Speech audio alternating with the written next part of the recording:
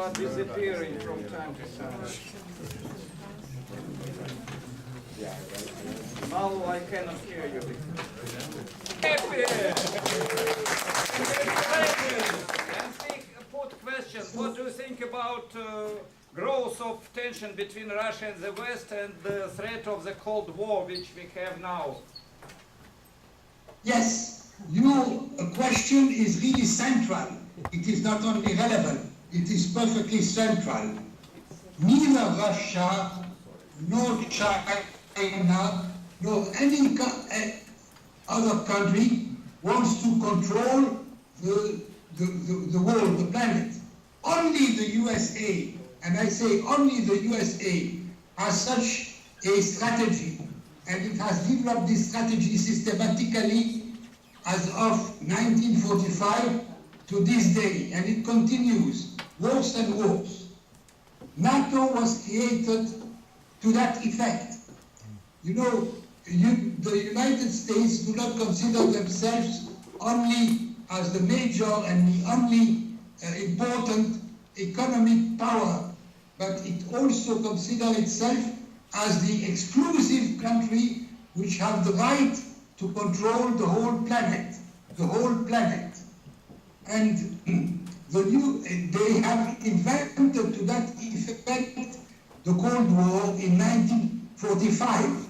It was not the Soviet Union who started the Cold War. Stalin wanted peaceful coexistence, and he tried it.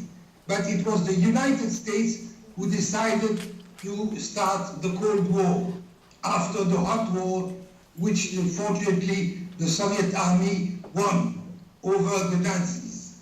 And the US regretted that victory. Now, but this Cold War is now continuing. Now, the argument which was given for the Cold War was that the Soviet Union was menacing Western Europe of invasion. That is a lie, nonsense, and the US knew it perfectly. Stalin had no intention to invade anybody in the West, but they had no other argument. And the Europeans accepted to be vassals of the US to that effect, and NATO was created in order to have the Cold War and eventually Hot War.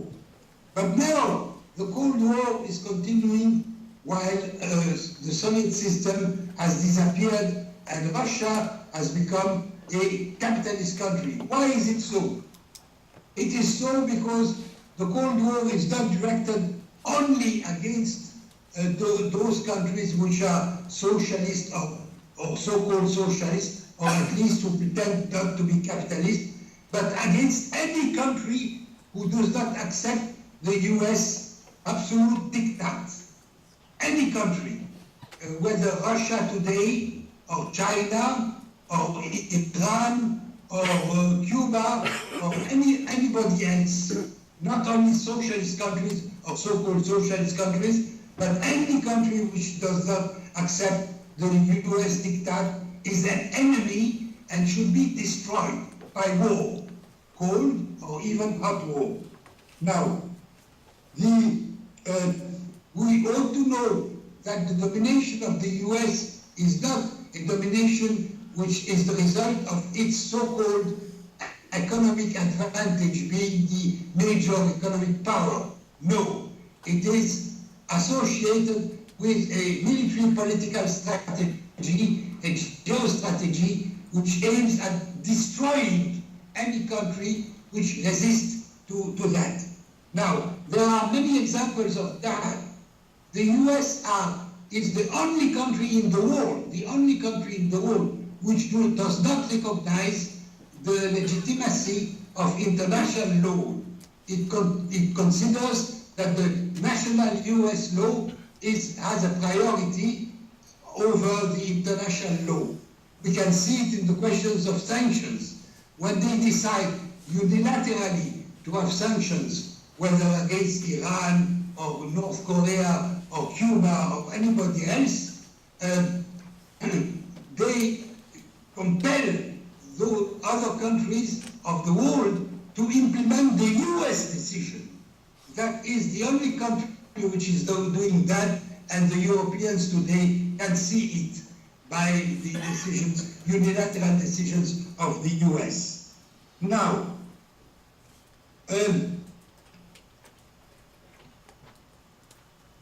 that policy, as I said, started in 1945, when the US decided to recruit Germany and Japan and vassalize Europe and Japan in order to continue the target of which being the domination of the world.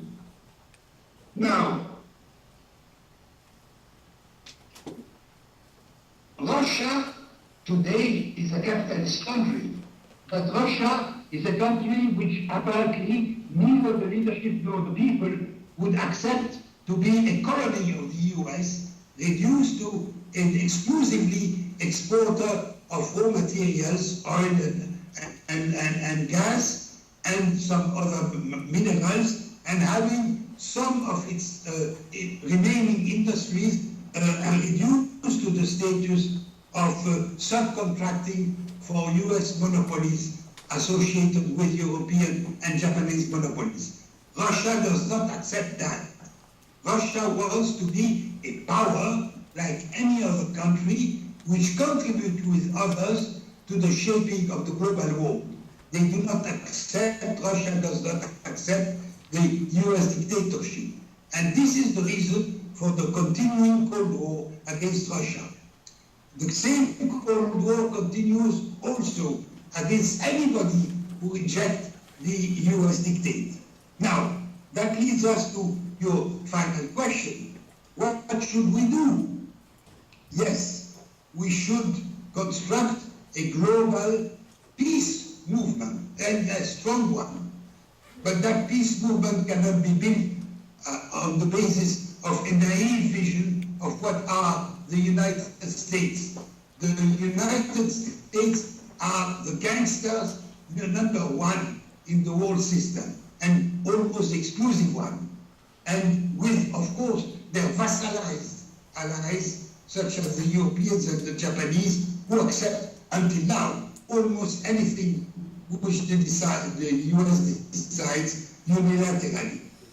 Now, that appeal goes first, not only to all the peoples of the world, but first to the people of the US. The people of the US should know that they are governed by an oligarchy of billionaires who are dominating completely not only the economic system of the US, but wants to dominate the economic system of the whole world, and who dominate the US policy. There is no difference between the so-called Republicans and Democrats, and Trump is bad, but is not better, not worse than Hillary Clinton would have been.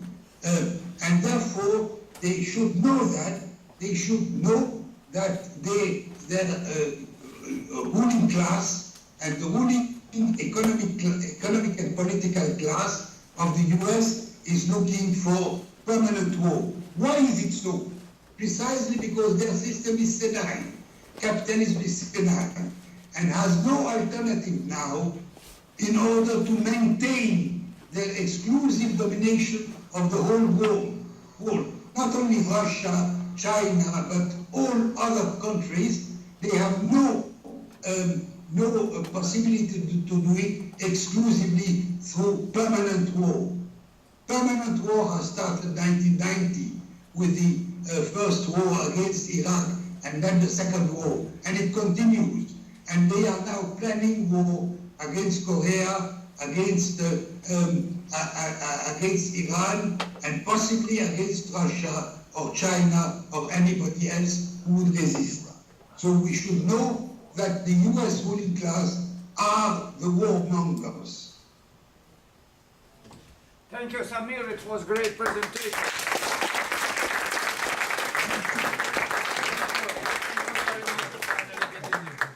Thank Thank you so much. Thank you. Yes, and hope next time in Russia or in Dakar or anybody else. Thank you so much. Thank you. Have a nice meeting. Goodbye. And I hope the best. Significant economic relations with Russia to be a functional economy. They're really very